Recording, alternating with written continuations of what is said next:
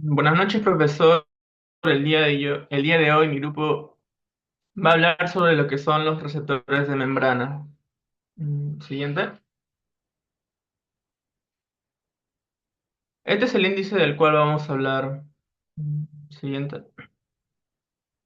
Y bueno, vamos a comenzar con una pequeña introducción sobre lo que son los receptores de membrana, ¿no? Comenzando con su definición, ¿no? ¿Qué son? Estos son proteínas que se ubican en la membrana plasmática que permiten la comunicación entre el medio extracelular e intracelular. ¿Cuáles son sus funciones? Estas son varias, ¿no? Entre las cuales, como ya mencioné, va a permitir la transmisión de señales del medio extracelular, ya sea hormonas de crecimiento, hormonas, entre muchas otras, las cuales van a permitir de que la célula pueda responder adecuadamente a estos estímulos. Ahora bien, ¿cuál es la importancia de estos receptores?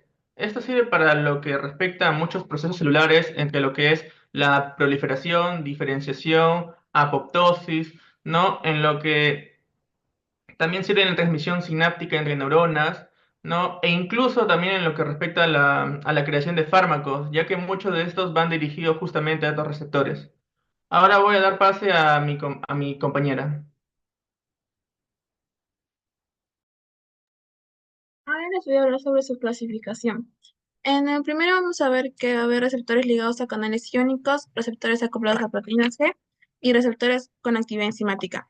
En la primera imagen vamos a ver que cuando un ligando se une a este receptor va a ocasionar que se abra, ocasionando que haya una difusión de iones dentro de la membrana.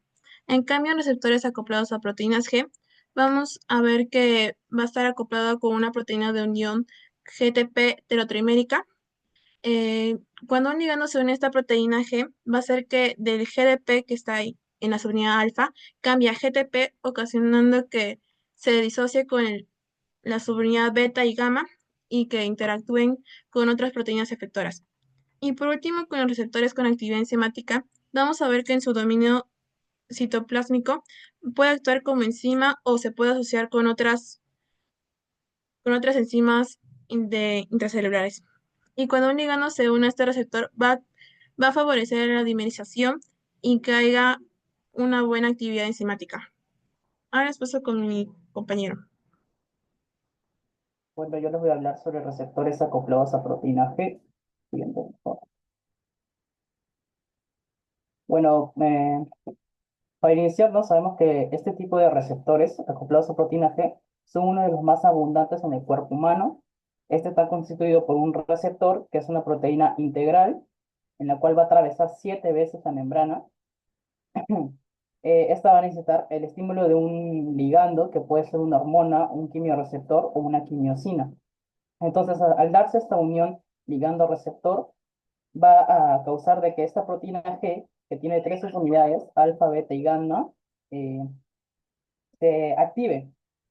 ¿De qué manera? Es que la subunidad alfa, al ser GDP, va a activarse a GTP, permitiendo de que ésta se separe de sus dos subunidades beta y gamma, y de esta manera, esta subunidad alfa se va a unir a otra proteína canal, o puede ser a alguna enzima, para que de esta manera dé una respuesta intracelular. Ahora lo doy paso a mi compañero.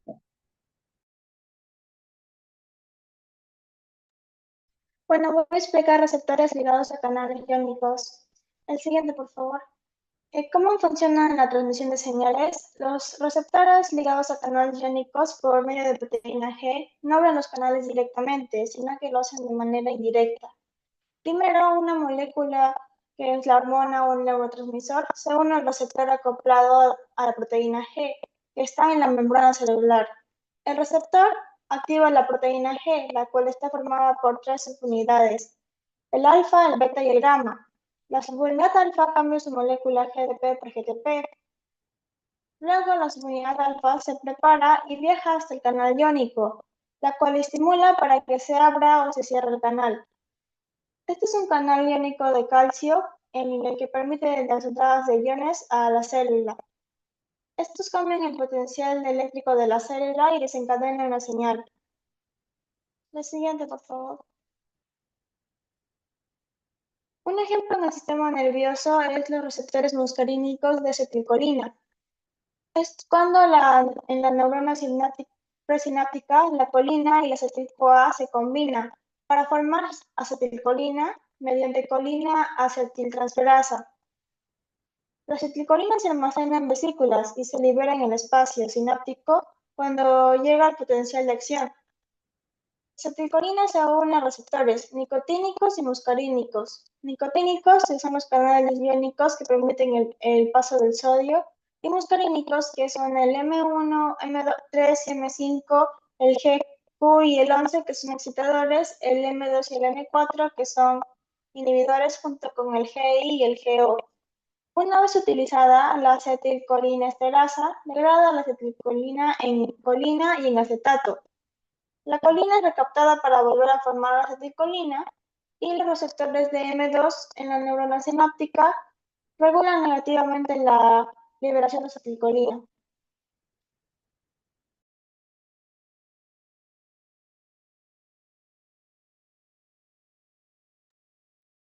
Continuando con el tema de la exposición, voy a hablarles acerca de los receptores con actividad enzimática, que vendrían a ser los sinasa y la serina treonina sinasa. Siguiente, por favor. Para hablar de de estos receptores, primero es señalar que tienen tres dominios, básicamente un dominio extracelular, un dominio intramembranal y un dominio intracelular. Gracias a estos tres dominios, por ejemplo, es que va a tener el nombre en la parte interna, que es el dominio básicamente sinasa. Esta va a ser efectuada básicamente, va a estar inactiva en dos dímeros. Cuando llega recién el mensaje, el ligando se va a activar y se va a conformar se va a activar básicamente, que en la siguiente diapositiva vamos a ver. Aparte de esto, es mencionar que eh, esta actividad enzimática de la tirosinasa es fundamental en procesos de regulación del proceso celular, en la regulación del proceso celular, e incluyendo también el tema del crecimiento y la diferenciación y la muerte programada de cada célula. Siguiente, por favor.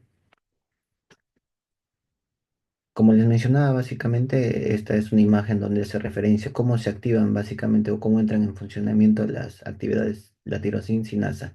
Llega el ligando, activa básicamente al dímero, este dímero se junta con otro dímero. Al juntarse básicamente, al recibir el ligando, el mensaje básicamente se va a activar, que es la dimerización. Una vez que actúa, se conforma dos dímeros, con la ayuda de un ATP se va a fosforilar, convirtiéndose en ADP, perdón.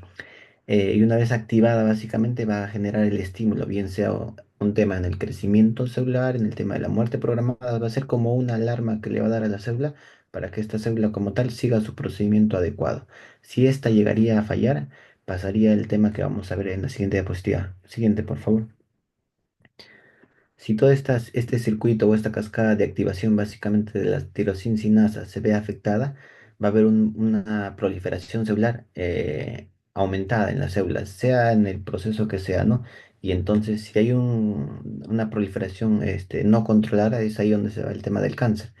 Justo acá, como les mencionaba, la trastuzumab, que es un medicamento básicamente, actúa básicamente, es un fármaco que actúa inhibiendo los receptores de tirosina sinasa, que están sobreexpresados en el mama, en el cáncer de mama. ¿Qué quiere decir esto? Que este fármaco básicamente actúa en este específico receptor que es de la tirosina sinasa. ¿Para qué? Para que pueda parar básicamente la sobreexpresión que hay de un tipo de célula, ¿no? Y que está generando tumoraciones o el cáncer como tal. Siguiente, por favor. Y como último, también mencionar que hay otros tipos de receptores, no solamente el tirosina sinasa, sino también están los receptores de insulina, los receptores de factor de crecimiento epidérmico y los receptores de factor de crecimiento nervioso.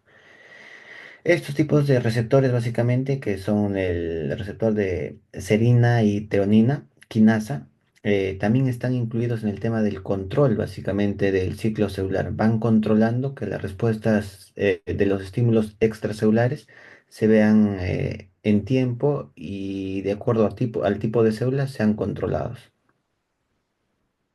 para que no puedan formar crecimientos tumorales. Gracias.